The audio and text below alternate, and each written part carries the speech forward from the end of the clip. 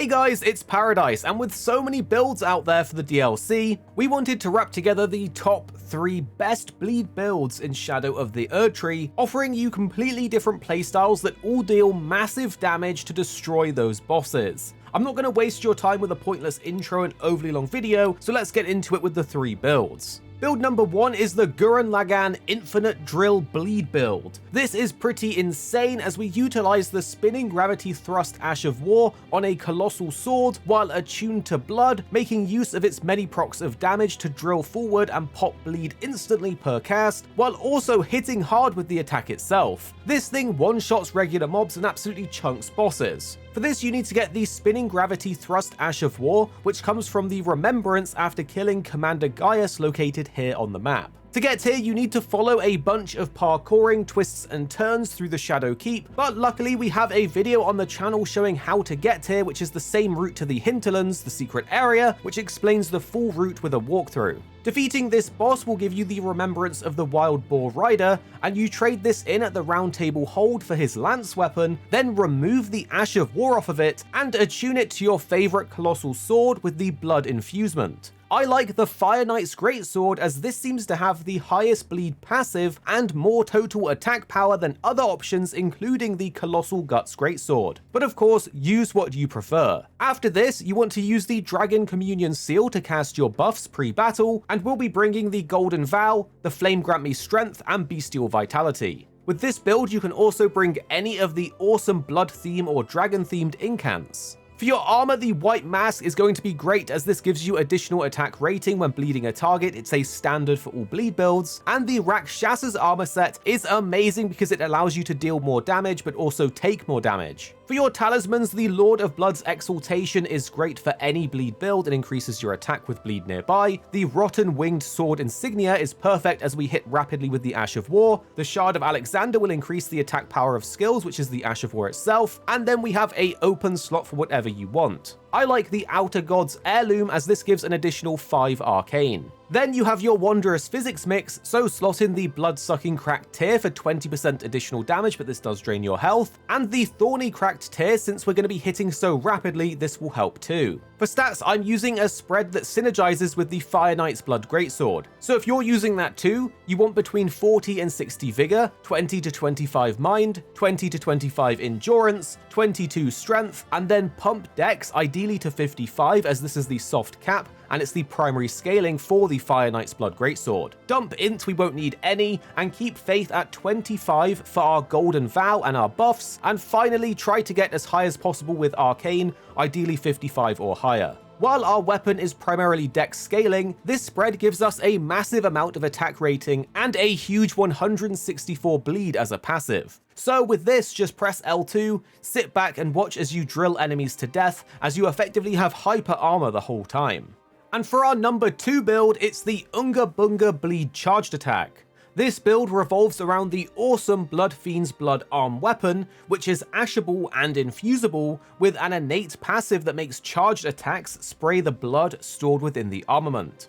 This thing, combined with the Shriek of Sorrow or Endure Ash of War with the Blood Infusement, will give you massive bleed build-up and massive physical raw damage, meaning when you use its special charged attack, you can literally one-shot pretty much every mob that can bleed and absolutely chonk bosses. To get the Bloodfiend Blood Arm, you need to head to the Prospect Town, which is near the start of the DLC, at the Cliff Road terminus.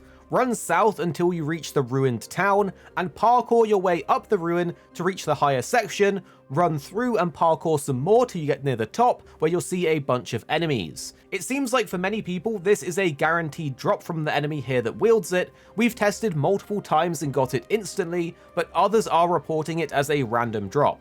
So I guess if you don't get it, fast travel back and farm it to repeat, but our multiple tests have been a guaranteed drop. Then you want to use either the Endure Ash of War to tank everything that hits you while you charge the attack, or the Shriek of Sorrow to flinch enemies and buff yourself with even more attack the lower health you get. You can get the Shriek of Sorrow here on the map where Quilin invades you. I recommend bringing the Dragon Communion Seal as it scales with Arcane, and then bring our usual damage buffing incants, Golden Order, Flame Grant Me Strength, and Bestial Vitality for extra survivability. As before, you can use any of the cool Blood or Dragon incants too with this build. The armor is the same as before, it's just so good for these bleed builds. The white mask gives you more attack when bleed procs, which will be instant. The Rakshas's armor set gives you even more damage, but you do take a bit more damage. For Talismans, the Lord of Blood Exaltation is a standard for bleed builds, but this time we're bringing the Axe Talisman to boost charge attacks, since this is where our DPS is coming from with our big slamming hits. You then have an open slot, but again, the Outer God's Heirloom is great for more arcane, and the two-handed sword talisman is great since we want to two-hand this weapon to further increase our damage. For the Wondrous Physics mix, the Blood-Sucking Cracked Tear will give you 20% more damage but does lower your health, and that actually helps with the Ash of War damage bonus. The Spiked Cracked Tear is then our second option, as that increases our charged attack damage, which is where all of our DPS comes from. For stats, I recommend 40 to 60 Vigor, 20 to 25 Mind, 20 to 25 Endurance, and then 50 or more Strength if you can, only 11 Dex as a requirement for the weapon,